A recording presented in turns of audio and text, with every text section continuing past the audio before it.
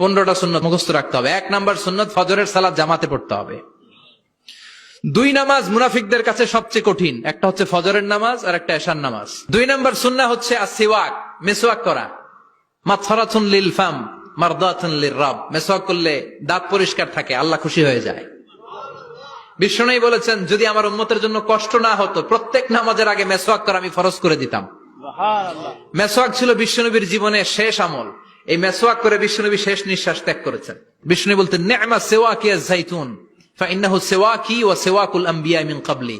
জাইতুনের ডালের মেসওয়াক কতই না ভালো, কারণ এটা দিয়ে আমিও মেসওয়াক করি, আমার আগে সব নবীরাই জাইতুনের ডাল দিয়ে মেসওয়াক করেছে। সুবহানাল্লাহ। 3 নাম্বার হচ্ছে দুহুন, তেল মালিশ করবেন। বিশ্বনবী জাইতুনের তেল চুলে আর গায়ে দিতেন। বিশ্বনবী বলতেন ওয়াদাহিনু ফাইন্না ফিত তাদহিনি বারাকাত, তেল খাও, তেল দাও, তেল মালিশ করো, তেলের ভেতরে আল্লাহ বরকত ঢুকাইয়া দিছে।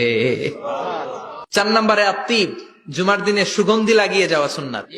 বিশ্বনবী বলতেন এই দুনিয়ার 3টা জিনিস আমার কাছে সবচাইতে প্রিয়। হুব্বিবা ইলাইয়া মিন দুনিয়াকুম সালাস, 1 হচ্ছে আন-নিসা, নারীদেরকে আমি পছন্দ করি। 2 হচ্ছে আত্তিব, সুগন্ধি লাগাতে আমি পছন্দ করি। বিশ্বনবীর কেউ সুগন্ধি হাদিয়া দিছে, বিশ্বনবী নেয় নাই, এরকম কোন ঘটনা ঘটে নাই। আল্লাহু আকবার। আবার বিশ্বনবী বলতেন আরবাউন মিন সুনানিল মুরসালিন, 4টা সুন্নাত সব নবীদের সুন্নাত। 1 নম্বরে আল হায়া মানে লজ্জা। আরেক বর্ণনা এসেছে আল খিতান মানে সুন্নাতে খাতনা, এটা সব নবীদের ছিল। আর সেওয়াক, সব নবীরা মেসওয়াক করেছেন। আত্তিব, সব নবীরা আতর লাগিয়েছেন। আর নিকাহ, সব নবীরা বিয়েও করেছেন। চিল্লায় পড়েন আল্লাহু আকবার। আর লিবাস আহসানা সিয়াব, সুন্দর জামা পড়া। নট নেসেসারি যে নতুন জামা হতে হবে, পুরাতন জামাও ধুয়ে আয়রন করে পড়লে একটা সৌন্দর্য আছে না নাই? ইন্নাল্লাহা জামিল ওয়া ইউহিব্বুল জামাল, আল্লাহ নিজে সুন্দর, সৌন্দর্যকে আল্লাহ পছন্দ করেন। এরপরে ইকসারুস সালাহ আলান নবী, বিশ্বনবীর উপর বেশি বেশি দুরূদ পড়া। বিশ্বনবী বলতেন জুমার দিন শ্রেষ্ঠ দিন, এই দিন আমার উপর বেশি বেশি দুরূদ পড়ো। ফাইন্না সালাতাকুম মা'রুদাতুন আলাইয়া, কেননা তোমরা যে আমার উপর দুরূদ পড়ো, আমি মরে যাওয়ার পরে এই দুরূদ গুলো কে পাঠিয়েছে তার নাম, তার বাবার নাম সহ ফেরেশতারা আমার কবরে দিয়ে আসে। সুবহানাল্লাহ।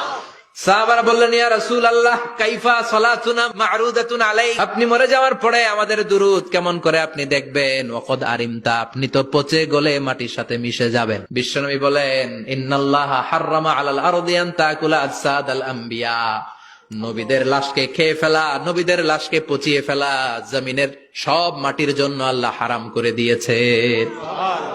এরপরে বিশ্বনবী বলতেন জুমার দিনে সূরাতুল কাহাফ পড়বা, কাহাফ পড়া সুন্নাহ। বিশ্বনবী বললেন সূরাতুল কাহাফ যে তেলাওয়াত করবে ইয়াকুনু লাহু নূর, এই সূরাতুল কাহাফ কিয়ামতের দিন তার সামনে বিশাল একটা আলো হয়ে আসবে। এই আলো দিয়ে পুলসিরাত পার হয়ে ওই বান্দা জান্নাতের ভেতরে ঢুকে যাবে।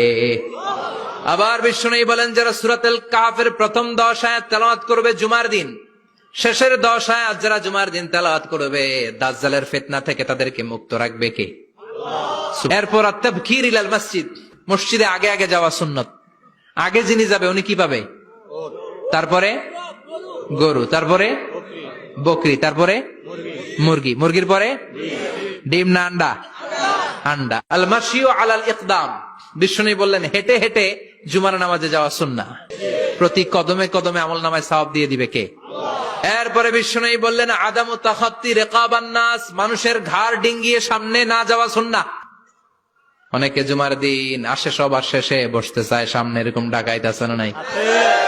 বিশ্বনবী জুমার খুতবা দিচ্ছেন, হঠাৎ এক সাহাবী সব সাহাবীর ঘাড় ডিঙ্গিয়ে ডিঙ্গিয়ে সামনে আসতেছে বুলেটের মতো। বিশ্বনবী বললেন থামো, এজেলেস বসো মিয়া, ফাকাদ আযাইতা ওয়া আনাইতা, আসছো দেরি করে আবার মুসল্লিদেরকে কষ্ট দিচ্ছ। যেখানে জায়গা পাবেন ওইখানে বসবেন, মানুষের ঘাড় ডিঙ্গিয়ে সামনের কাতারে যাওয়া এটা ঠিক না। এরপরে বিশ্বনবী বললেন দুখুলুল মসজিদে রাকাতাইন, জুমার নামাজের দিন মসজিদে ঢোকার পরে 2 রাকাত পড়া সুন্নাত। কয় রাকাত? 2 রাকাত। এরপরে বিশ্বনবী বললেন ইনসাত, চুপ থেকে খুতবা শুনবা। তাহলে জুমার নামাজে কথা বলা যাবে না, কেউ কথা বললে চুপ করো, এই কথাটাও বলতে বিশ্বনবী নিষেধ করেছেন। চিল্লায় বলেন ঠিক কিনা? এরপরে মজার একটা কথা বিশ্বনবী বলেছেন জুমার নামাজ পড়তে যেয়ে যদি কারো ঘুম আসে জায়গা চেঞ্জ করে বসো। পুরো মসজিদের ডানে বায়ে রহমতে ঠাসা, খালি ঘুম আর ঘুম, আছে না নাই? ঘুম আসলে কি করবেন?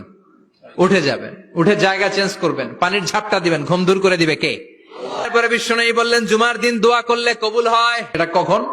অনেক ইখতিলাফ আছে, বেশিরভাগ মুহাদ্দিসিন বলেছেন জুমার দিন আসরের নামাজের পর থেকে মাগরিবের আগ পর্যন্ত, বিশেষ করে মাগরিবের আগের আধা ঘন্টা, এই সময় আল্লাহর কাছে বান্দা যদি কিছু চায় এই দোয়া আল্লাহ ফিরিয়ে দেয় না। এই 15টা সুন্নাত আমল করা যাবে তো? সবাই রাজি?